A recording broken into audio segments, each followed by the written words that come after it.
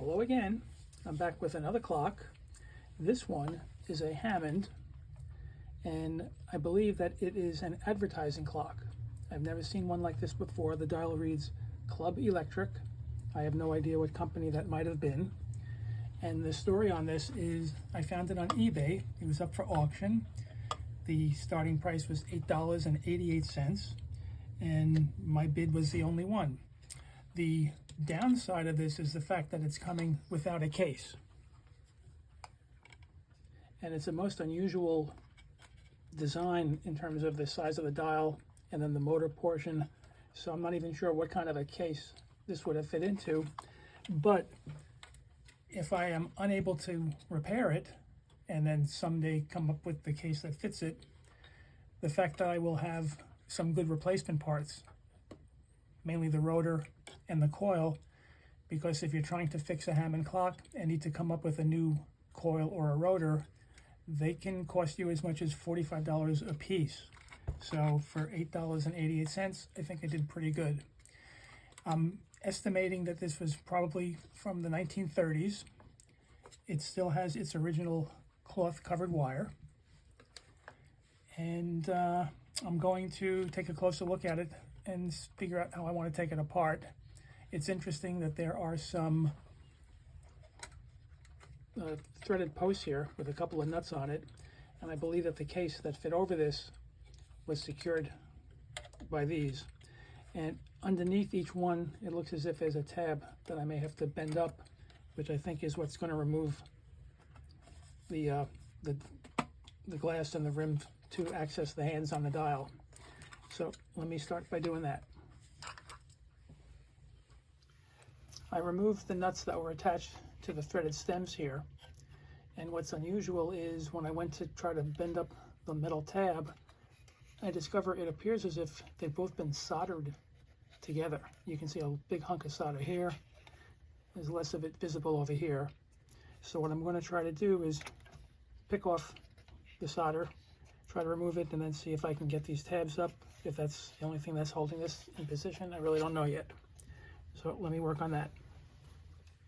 This is really very unusual. I popped off the solder from this side, and then when I started to lift up this tab, I was just able to sort of slide it straight up and out.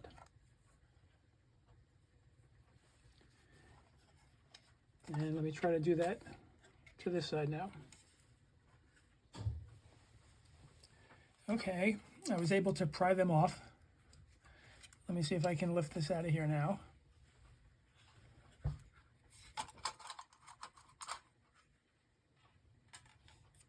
There we go.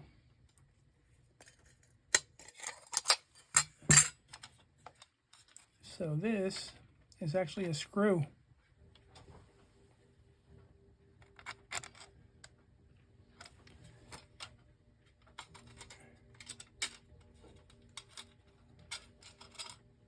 Take that out, and this one. And before removing the dial, I have to try to remove the hands. So let me take a closer look at that.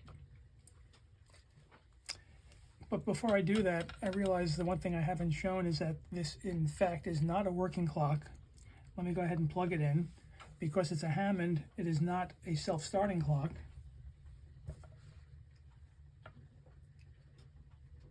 Okay, plugged in.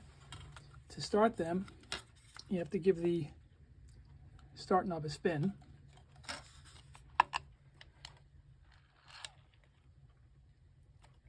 And as you can see, it's not running.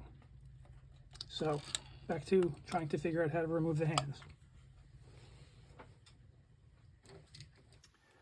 Most of the time, you'll find that these hands are attached with what you call friction grip. You just have to pry them off.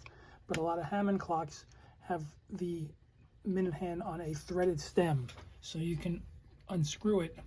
But what you have to do is press in on the start knob. That'll lock the gears in place, and you can press in just by pressing down.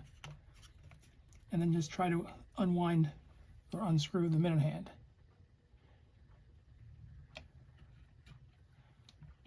If you don't press down on the start knob, the gears will just spin on the inside. It'll be as if you're just turning the minute hand.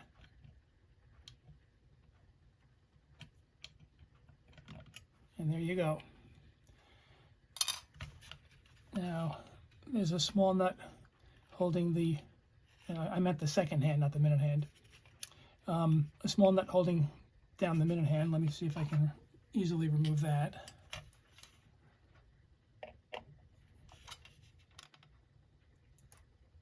Now it's turning.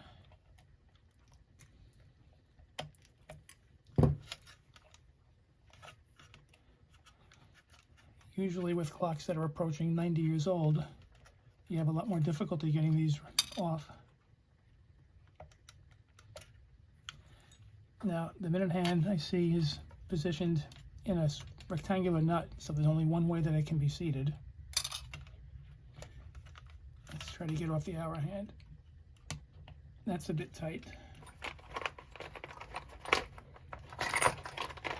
So let's try using this. Good.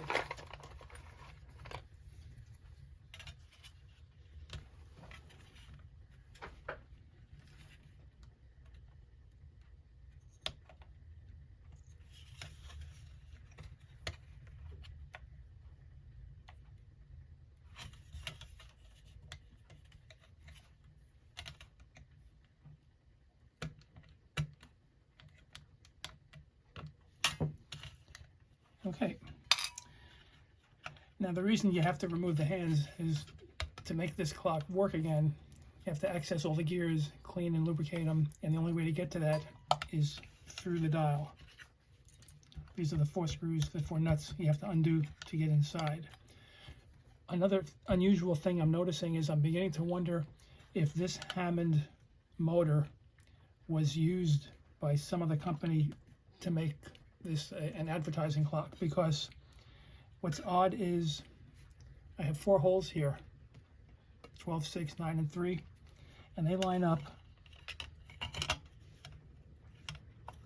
where those threaded posts went through, but the 12 and the 6 do not line up, with only 1 hole where the 6 is and then nothing on the top. So I really question if everything here is original. Also, I'm noticing that I believe that on this back plate, number 1, there's some threaded holes here. I have a couple of screws from other clocks that fit,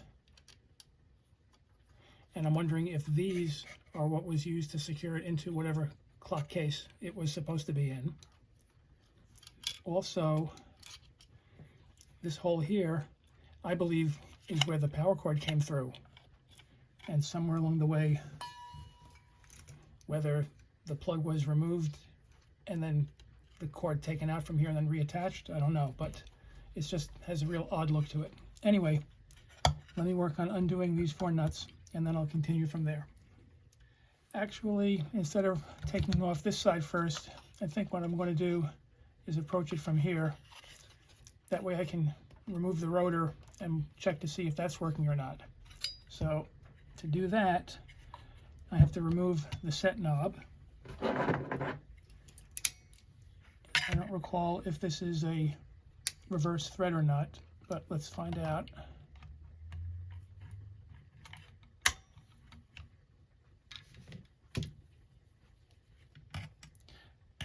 We'll try it to the left, and I think that's what it is. Okay.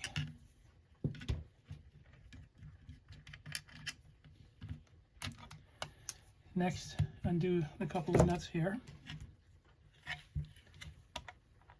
That's too small. Let's see if we have a larger one.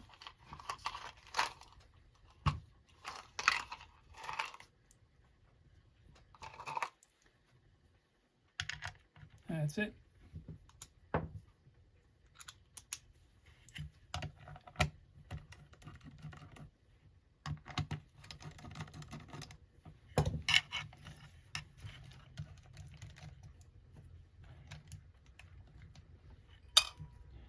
This is what's referred to as the data plate. All the information, patent numbers, instructions on how to start it.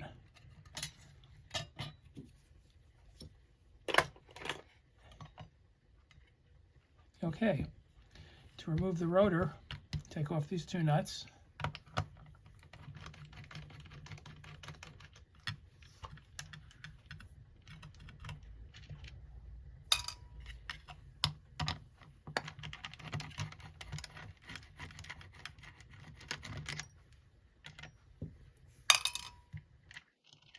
And I always like to mark parts so that they get put together the same way. For example, this is the top.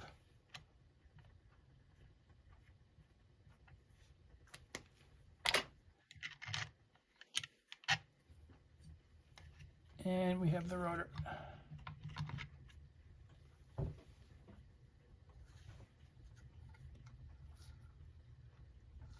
Now I'm able to turn it so it's not frozen, but what usually needs to be done is there's a solder plug here, and I have to remove it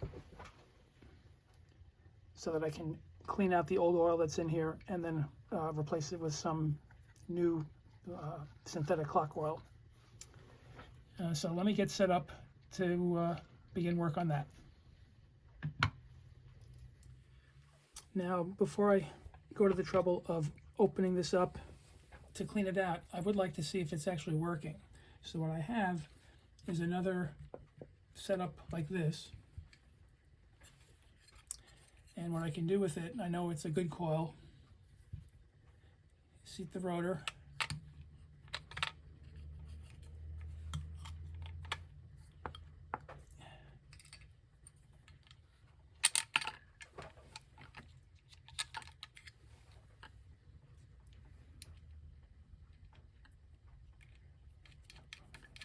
Securing it with one nut should be sufficient.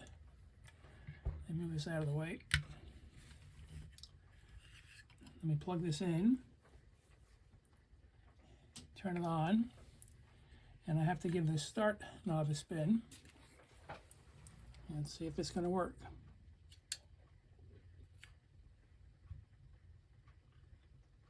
And it's working. However, I'm still going to open it up and clean it out. These do tend to thicken up over time. I'm rather surprised that it's still working, but that's good to see. All right. So while I begin to work on opening up the rotor, now I can start to access the gears on the other side. So let me get set up and I'll show you how I do that. The first thing I have to do is remove these 4 nuts. Let me do that on my own and then I'll continue. I've removed 3. Let me take off the last one.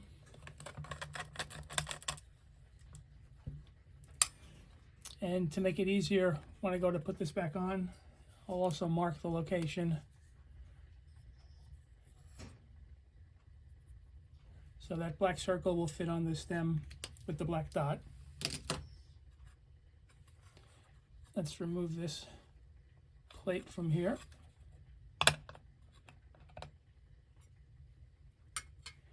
And next, I get to remove this plate. Same thing, let's mark it so I know how it seats. I have the black dot here already, and I'll just do the same thing here.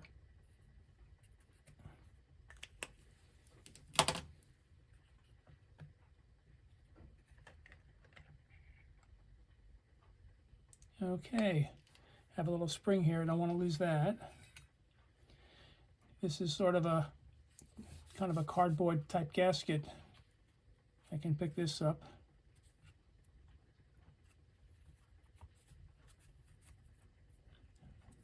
I think it's a dust guard, I'm not really sure.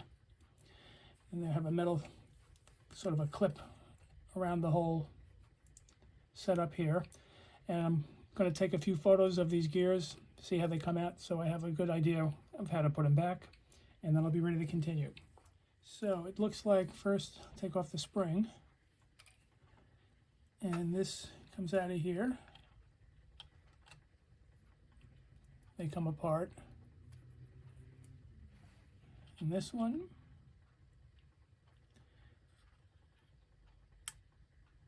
And let's see, this is the, yes, this is the one that was attached to the set knob. I have a little part here, don't want to lose that. This is the start knob. For me to remove this, I'd have to pull off the end of it, and I don't really see the need to do that. I can probably clean this up on my own.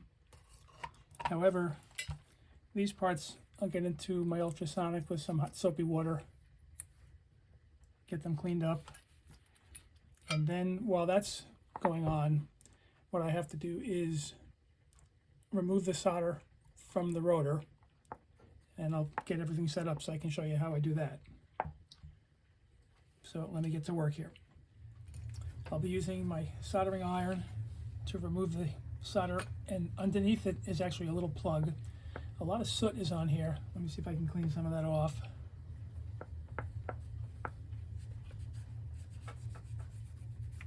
There we go, that's much better. So you can see a large solder plug over it. And another thing I can point out is I said it wasn't frozen because I'm able to turn it. But when this has been properly cleaned and lubricated and you give this a spin, it'll rotate for about 15 to 20 seconds. And this one's barely going for 1 second. And it's interesting because when I plug this into the other adapter, it worked, but yet the clock wasn't running. Whether the fact that it's sluggish enough that it wasn't strong enough to make the gears turn, or the gears have enough dirt and dried up oil on them that's freezing those up. Either way, I'm going to open this up, and again, I'm going to do it on my own. I'll stop and show you the steps, and I will include a link at the start of the video, because some of my earlier Hammond videos, I really go into a lot of detail on how to drain and replace the oil in here. So I'll do it on my own. The first thing I do is we'll be melting the solder and dripping it off of here. So let me get to work on that. As you can see, I've removed the solder. I placed the rotor in a clamp because it gets rather warm to the touch. And the trick to getting the plug out of this hole, and this is what the plug looks like,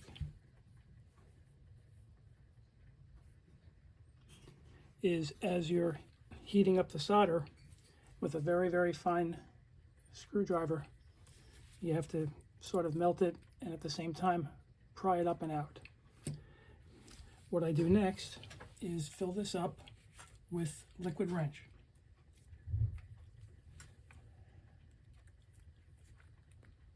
I'll be filling it all the way and then letting it sit for 12 hours, at which point I'll drain it and then fill it up the next time with 3-in-1 oil, let that sit for 12 hours, drain that, and then put in a little bit of a synthetic clock oil, replace the plug, and cover it with solder.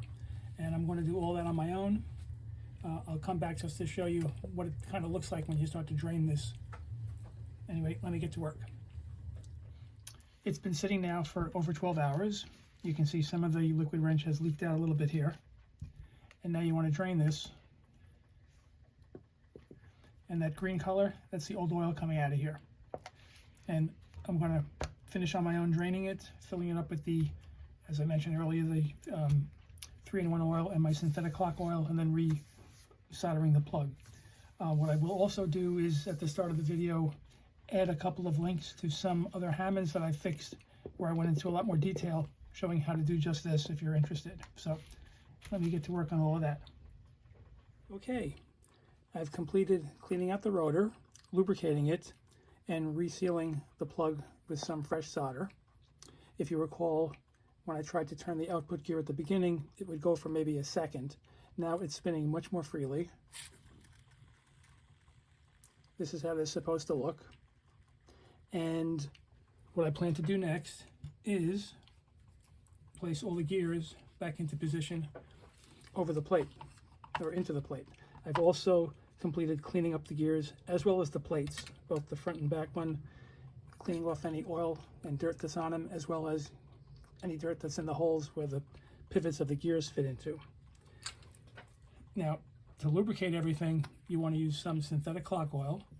I like to use what are called oil pins, and I'll just show you how you do it. You're just placing a little bit of oil at the very end of the pivot, not on the gears, on the teeth, as well as a little bit right in the hole on the plate. And as far as how these go back together, if I recall correctly, this goes here. This one fits here. And these two were sort of sandwiched together. And they slide in here. Then I have to remember to put the spring over this. And then line up this plate. And the black circle goes on the black thread. And I have to get this stem right down the middle here. And then what I have to do is angle the pivots of the gears into position. And that'll take a little bit of time. Once I've done that, I'm going to reseat this plate and then secure it with the 4 nuts. So that should all be completed once I return.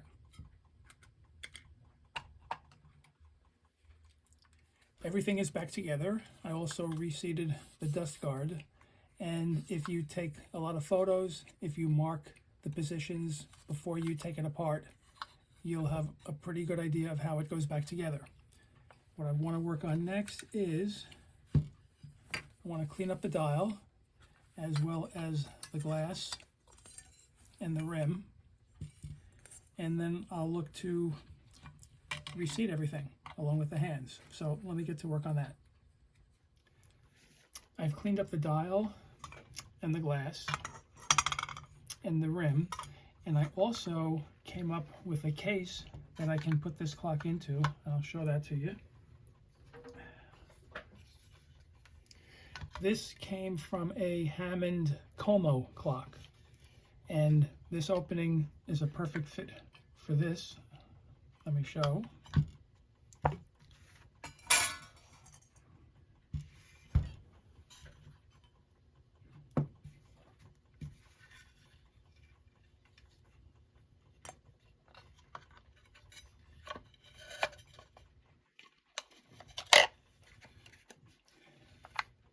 That should line up just perfectly. The dial would sit over here.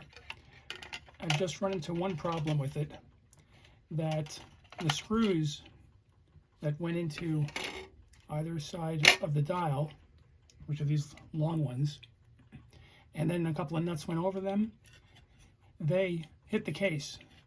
There's no room for them to fit in here, so I'm not going to be able to attach the dial with those screws and the nuts, which I wasn't happy with anyway. It had to be soldered into position on the rim.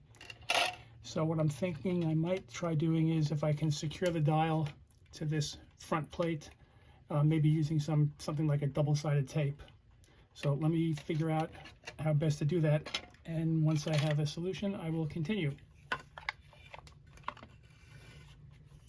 But I think this just might work out. I'll show you what I've come up with here. I found some double-sided tape, and I positioned several pieces on the plate, and then it's just a matter of peeling off the top paper over the adhesive. And I'll do this all the way around. And once they're all off, I'm just going to position the dial. And just to explain the reason I happened to come up with this extra case is because I had attempted a repair on one of these Hammond Como clocks and wasn't able to. And the thing with Hammond clocks is they make 2 types of motors. One is called an open rotor movement, and the other is a sealed rotor movement. This particular one is a sealed rotor. The open one is different in that when you turn the start knob, it's connected to a bakelite gear, and those are very susceptible to having teeth break off of them.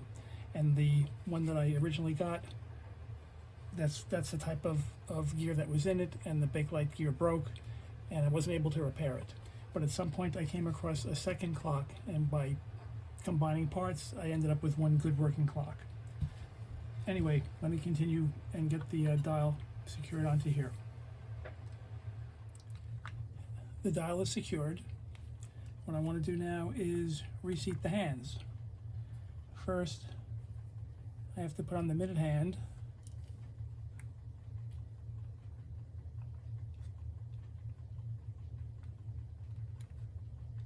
and then turn it to the 12.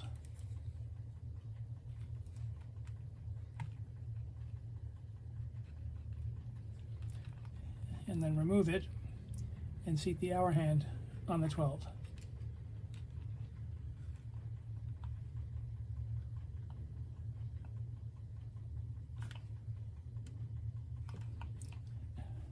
Then the minute hand. Whoop.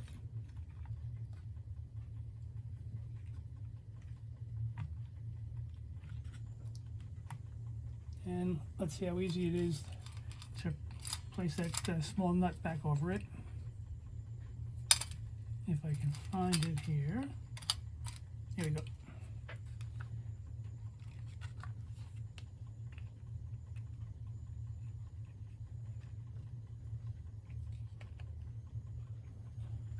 Tighten that up a bit.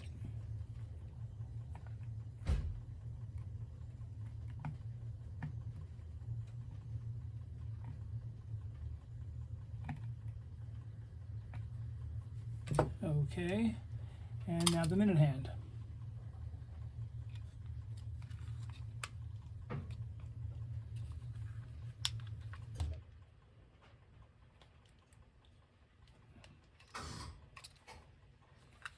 That feels on secure.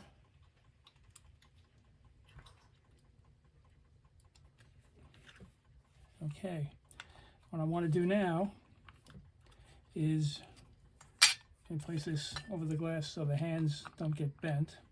I want to place the rotor back in here.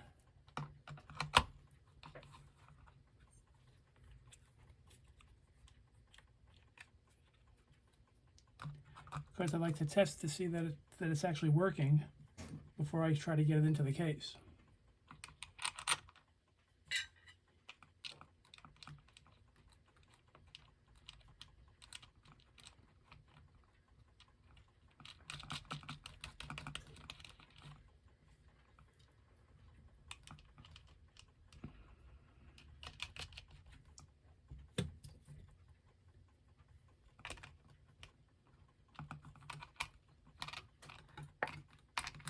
Okay,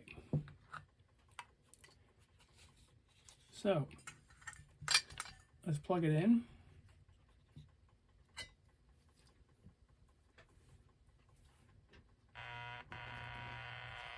And I'll turn the start knob.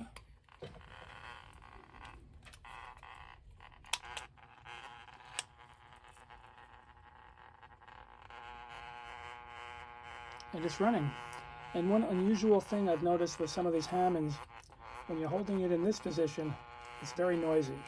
But if I turn it the proper way that it'll be displayed, it's totally quiet. It's also equally quiet if I turn it upside down. But for whatever reason, if you go this way with it, it buzzes. Anyway, the point is it's running. And what I want to do now, unplug it.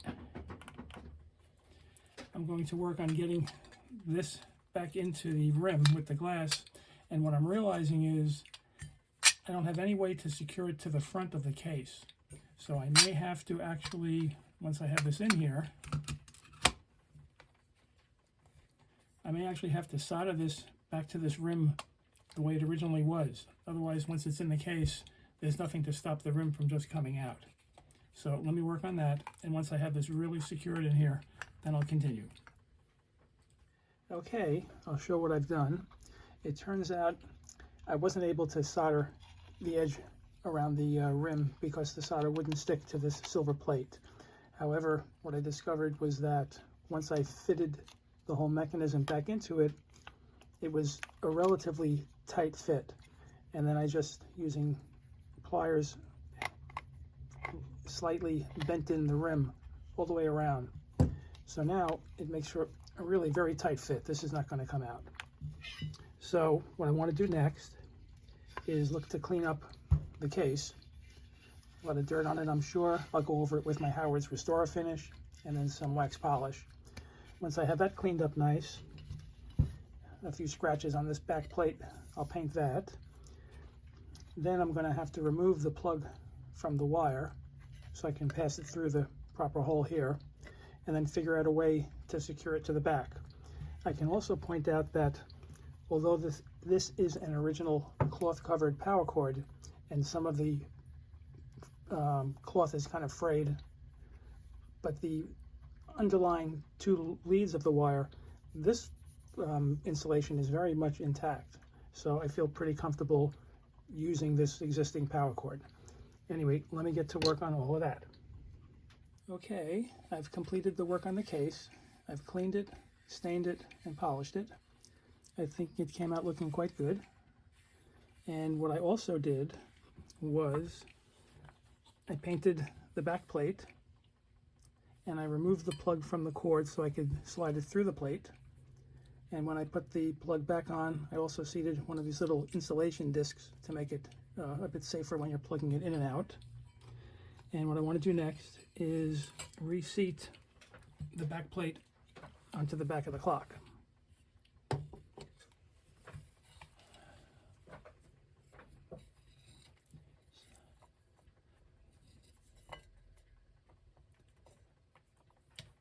Okay, this will go here.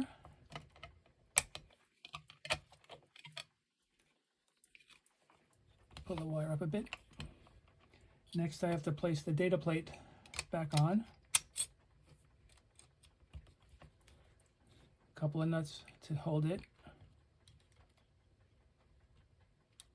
Oop.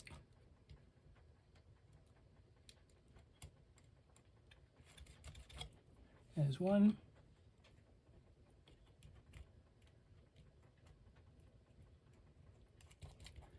And two.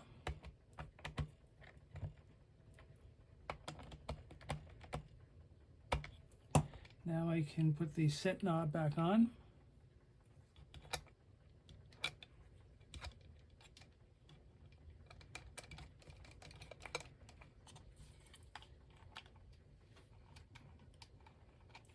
And now I should be able to just pass this through the back of the case.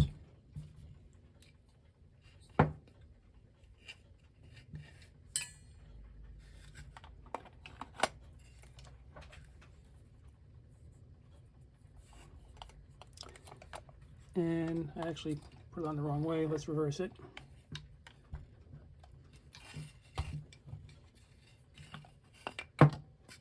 It goes this way.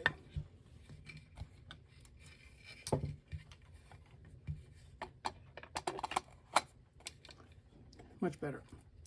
Now, the first thing I want to do is cushion the glass, because I'm going to be working with it on the table with a little soft towel here. And what I have to do now is figure out a way to secure this to the back of the case. So give me some time to work on that, and once I know what I'm going to do, I will continue. I've come up with something that I think is going to work out. The problem I had is the back plate is sort of recessed. It's not flush with the case, and I was hoping to use the two screws that I found that fit these holes here, and maybe get a little metal bar going straight across just to secure it that way. But what I found instead are a couple of these bent pieces of metal. And the way I think it'll work is position one here and then just screw it in.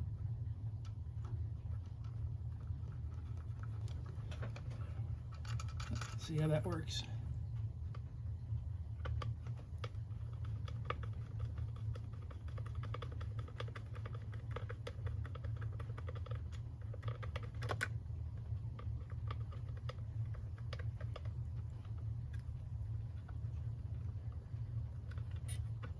There's one.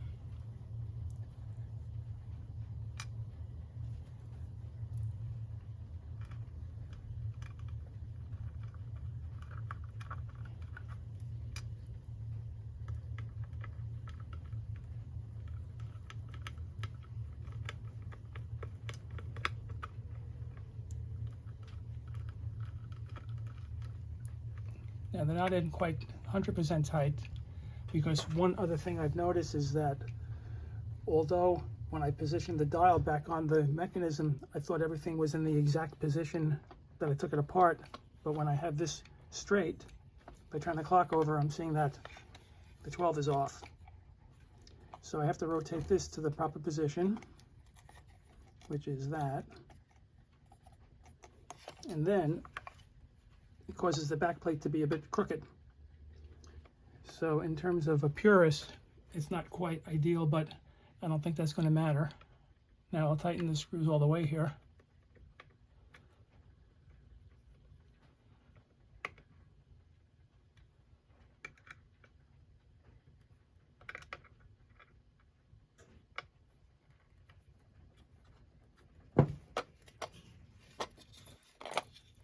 There you go. How about that, huh? Anyway, I'm going to set this up on my workbench. We'll plug it in and we'll give it a start and make sure that it's still running. I've got it set up and it's plugged in. Let me give this start knob a spin.